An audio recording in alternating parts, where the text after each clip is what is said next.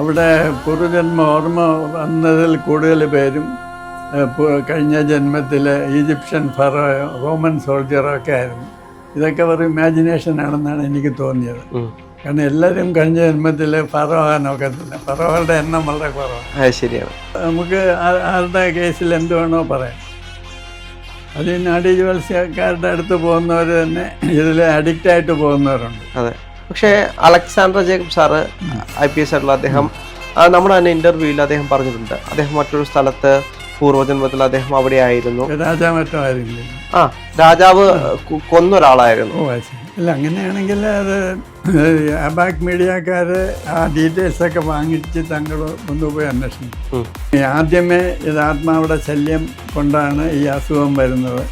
ESP വഴി അപ്പൂപ്പൻ്റെ മൈൻഡിൽ നിന്ന് കുറേ ഇൻഫർമേഷൻ എടുത്തതാകാം. ആ എക്സ്പ്ലനേഷനാണ് നമ്മൾ പ്രിഫർ ചെയ്യുന്നത്. അങ്ങനെ നമുക്ക് ഇൻഫർമേഷൻസ് മരിച്ചുപോയ ആളിൽ നിന്നും നമുക്ക് എടുക്കാൻ കഴിയുമോ? നമുക്ക് സാധാരണഗതിയിൽ പറ്റത്തില്ല.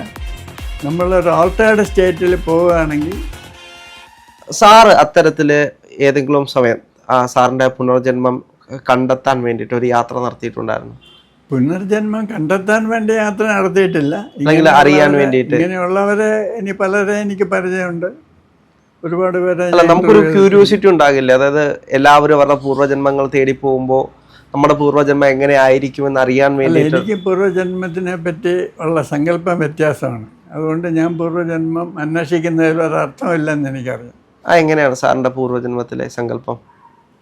അതായത് എനിക്ക് പരിചയമുള്ള ഒരു സൈക്കോളജി പ്രൊഫസർ, ഒരു ലേഡിയാണ്, ഹിമാചൽ പ്രദേശിലെ സൈക്കോളജി പ്രൊഫസറായിട്ട് റിട്ടയർ ചെയ്ത ആളാണ്. അവർ അമേരിക്കയിൽ പോയപ്പോൾ ബ്രയൻ വൈസിൻ്റെ വർക്ക്ഷോപ്പ് അറ്റൻഡ് ചെയ്തു. നേരത്തെ ഒരുപാട് വർഷം മുമ്പേ ബുക്ക് ചെയ്താലേ അഡ്മിഷൻ പോലും കിട്ടുള്ളൂ. അവരിങ്ങനെ പൂർവ്വജന്മം അറിയണമെന്നൊക്കെ പറഞ്ഞ് ബ്രയൻ വൈസിൻ്റെ വർക്ക്ഷോപ്പ് അറ്റൻഡ് ചെയ്തു. തിരിച്ച് വന്ന ഉടനെ എന്നെ ഫോൺ ചെയ്തു. പറഞ്ഞു, ഇത് വെറുതെയാണ്, ഞാനിങ്ങനെ ബ്രയൻ വൈസിൻ്റെ വർക്ക്ഷോപ്പ് അറ്റൻഡ് ചെയ്തു, എനിക്ക് പൂർവ്വജന്മമൊന്നും ഓർമ്മ വന്നില്ല. പക്ഷേ അന്ന് അവിടെ വർക്ക്ഷോപ്പ് ഗ്രൂപ്പായിട്ടാണ്, ഒരുപാട് പേരെ ഇരുത്തിയാണ് ചെയ്യുന്നത്. അവിടെ പൂർവ്വജന്മ ഓർമ്മ വന്നതിൽ കൂടുതൽ പേരും കഴിഞ്ഞ ജന്മത്തിലെ ഈജിപ്ഷ്യൻ ഫറോയോ റോമൻ സോൾജറോ ഒക്കെ ആയിരുന്നു. ഇതൊക്കെ ഒരു ഇമാജിനേഷൻ ആണെന്നാണ് എനിക്ക് തോന്നിയത്.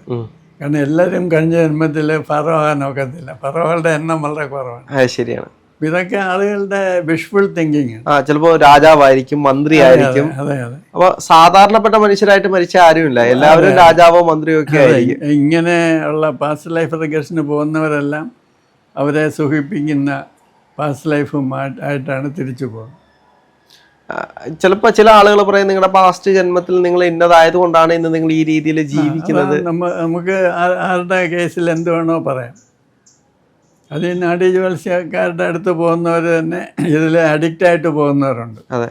അവരെന്നോട് വന്ന് പറയാറുണ്ട്, വൈത്തീശ്വരൻ കോലിയിൽ പോയപ്പോൾ കഴിഞ്ഞ ജന്മത്തിൽ ഞാൻ കിളികൊല്ലൂരായിരുന്നു ജീവിച്ചതെന്ന് പറയുന്നു. പിന്നെ വേറൊരു നാഡീ ജ്യോത്സ്യൻ്റെ അടുത്ത് ചെന്നപ്പം വേറൊരു സ്ഥലം പറയുന്നു. ഇതെങ്ങനെയാണ്? അവരിതൊക്കെ അങ്ങ് പൂർണ്ണമായിട്ട് വിശ്വസിക്കുകയാണ്.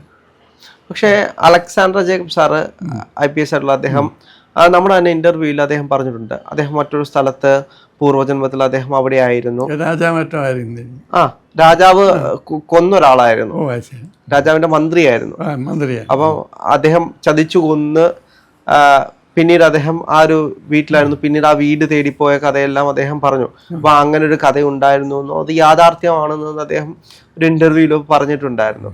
അപ്പൊ അത്തരത്തിൽ അത് ആ കഥകൾ അന്വേഷിച്ചു പോകുമ്പോൾ അത് യാഥാർത്ഥ്യമാകുന്നത് എന്തുകൊണ്ടായിരിക്കാം? അത് ഈ ഓരോരുത്തർ ഓരോ കഥ പറയും. ആ കഥ യഥാർത്ഥത്തിൽ നടന്നാണോ എന്ന് നമ്മൾ പോയി അന്വേഷിക്കണം. കാരണം ഇക്കാലത്ത് ആളുകൾ ഇങ്ങനെ പറയുന്ന കഥകളൊന്നും വാസ്തവമായിരിക്കണമെന്നില്ല. അല്ല, അദ്ദേഹം ഒരാളുടെ ഒരു ജ്യോതിഷൻ്റെ അടുത്ത് പോയി, അല്ലെങ്കിൽ അത് നോക്കുന്ന ഒരാളുടെ അടുത്ത് പോയി അദ്ദേഹം പറഞ്ഞു കൊടുത്തതാണ്, പൂർവ്വജന്മത്തിൽ താങ്കൾ ഇങ്ങനെയായിരുന്നു, താങ്കളുടെ ജീവിതം ഇങ്ങനെയായിരുന്നു, ആ രാജാവ് കൊന്നതാണ്, അങ്ങനെയെല്ലാം പറഞ്ഞു. പിന്നീട് അദ്ദേഹം ആ കുടുംബത്തെ പറ്റി അന്വേഷിക്കാൻ പോയി.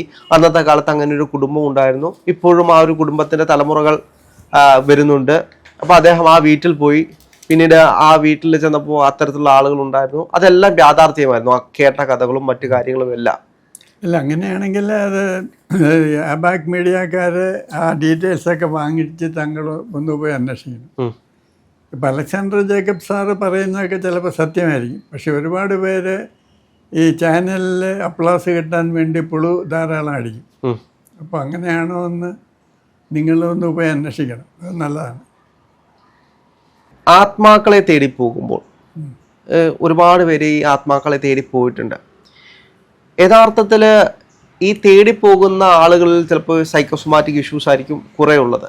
പക്ഷേ സൈക്കോസൊമാറ്റിക് ഇഷ്യൂസ് അല്ലാതെ യഥാർത്ഥ ആത്മാക്കളുടെ ദോഷം കൊണ്ടോ അല്ലെങ്കിൽ അത്തരത്തിലുള്ള ഉപദ്രവങ്ങൾ കൊണ്ടോ ഒരുപാട് മനുഷ്യരില്ലേ? ഈ പാരാസൈക്കോളജിയിൽ ഒരു അടിസ്ഥാനപരമായ പ്രിൻസിപ്പിൾ ഉള്ളത് ലോ ഓഫ് പാഴ്സിമണി എന്ന് പറയും. നമ്മൾ സാധാരണ നമ്മൾക്ക് അറിയപ്പെട്ട പ്രക്രിയകൾ കൊണ്ട് ഒരു സംഗതി വിശദീകരിക്കാമെങ്കിൽ അത് തന്നെയാണ് നമ്മൾ പ്രിഫറൻസ് കൊടുക്കേണ്ടത്. അതുകൊണ്ട് ആദ്യമേ ഇത് ആത്മാവിടെ ശല്യം കൊണ്ടാണ് ഈ അസുഖം വരുന്നത് എന്നൊരു മുൻവ്യവസ്ഥയോടുകൂടി നമ്മൾ പഠിക്കാൻ പാടില്ല. ഇപ്പം മാനസിക പ്രശ്നങ്ങൾ കൊണ്ടാണോ ഇത് അസുഖം വരുന്നത്, സജഷൻ്റെ എഫക്റ്റാണോ, അതോ സ്ട്രെസ് കൊണ്ടാണോ, അതൊന്നും അല്ല എന്ന് റൂൾ ഔട്ട് ചെയ്തതിന് ശേഷം മാത്രമേ നമ്മൾ സ്പിരിറ്റ് ഹൈപ്പോത്തസിലേക്ക് പോകാറുള്ളൂ. പക്ഷേ ചില മനുഷ്യർക്ക് ഇത്തരത്തിലുള്ള വൈബ്രേഷനെ അല്ലെങ്കിൽ എനർജിയെ ഐഡൻറ്റിഫൈ ചെയ്യാൻ അല്ലെങ്കിൽ സെൻസ് ചെയ്യാനുള്ള കഴിവുണ്ട്. അവരെ സാറ് തന്നെ സൈക്കിക് എന്ന് പറയുന്ന മീഡിയമായിട്ട് നമ്മൾ കരുതുന്നുണ്ട്.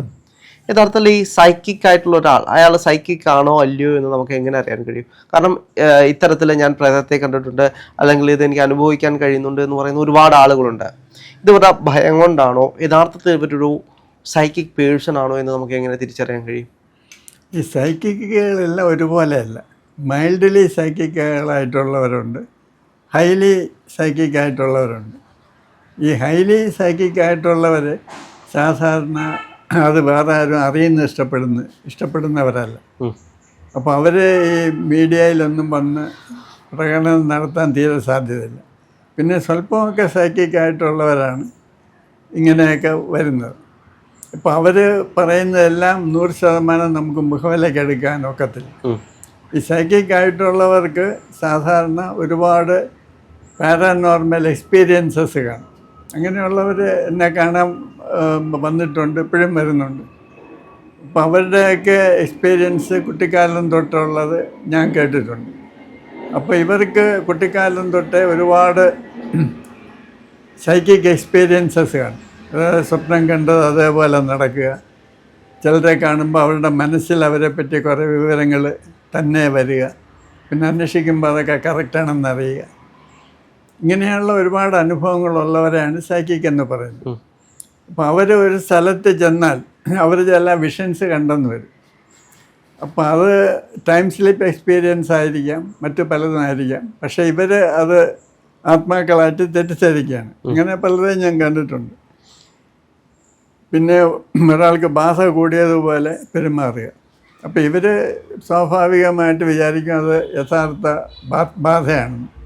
പക്ഷേ നമ്മൾ കൂടുതലായിട്ട് അത് സ്റ്റഡി ചെയ്യുമ്പോൾ അത് ഒരു ഹിസ്റ്റീരിക്കൽ ഡിവൈസ് ആയിരുന്നു എന്ന് നമുക്ക് മനസ്സിലാവും. ഹിസ്റ്റീരിക്കൽ ഡിവൈസ് എന്ന് പറയുമ്പോൾ അതായത് ടിപ്പിക്കലായിട്ട് പണ്ട് നമ്മുടെ നാട്ടിൽ ഈ ഒരു അഡോളസൻസ് പ്രായമാകുമ്പോൾ, ഒരു 13-14 വയസ്സൊക്കെ ആകുമ്പോൾ ഈ പെൺകുട്ടികളെ വീട്ടിൽ നിന്ന് വെളിയിൽ പോകാൻ സമ്മതിക്കത്തില്ല. പണ്ട് അങ്ങനെയായിരുന്നു. അപ്പോൾ ആണുങ്ങളെ കണ്ടാൽ അവരുടെ മുഖത്ത് നോക്കാൻ പാടില്ല, അവരുടെ കാലിലേ നോക്കാവുള്ളൂ. ഇങ്ങനെ പണ്ട് വലിയ റെസ്ട്രിക്ഷൻസ് ആയിരുന്നു. അങ്ങനെ വരുമ്പം ഈ പെൺകുട്ടി അതുവരെ കളിച്ച് നടന്ന പെൺകുട്ടി പെട്ടെന്ന് ഒരു തടവിലാകുകയാണ്. അപ്പോൾ ഇതിനൊരു പൊട്ടിത്തെറി ഉണ്ടാവും.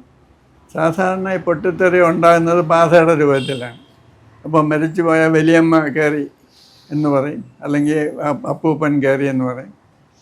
പിന്നെ കുട്ടി അപ്പൂപ്പനായിട്ട് സംസാരിക്കുകയാണ്, അപ്പോൾ ശബ്ദമൊക്കെ മാറും. അപ്പോൾ പിന്നെ വീട്ടുകാരെല്ലാം പെൺകുട്ടി പറയുന്നത് കേൾക്കും, കാരണം അപ്പൂപ്പനാണല്ലോ പെൺകുട്ടിയെ ബാധിച്ചിരിക്കുന്നത്. അപ്പോൾ അപ്പൂപ്പൻ പറയും കുട്ടിയെ സിനിമയ്ക്ക് കൊണ്ടുപോകണം, കുട്ടിക്ക് ആഭരണം വാങ്ങിച്ചു കൊടുക്കണം, പിന്നെ ഉടനെ കല്യാണം നടത്തണം. അതായത് പെൺകുട്ടിയുടെ ആഗ്രഹങ്ങളൊക്കെ തന്നെയാണ് ഈ പറയുന്നത്. അപ്പൂപ്പൻ എന്നുള്ളത് പെൺകുട്ടിയുടെ മനസ്സ് ക്രിയേറ്റ് ചെയ്യുന്ന ഒരു ഡിവൈസാണ്.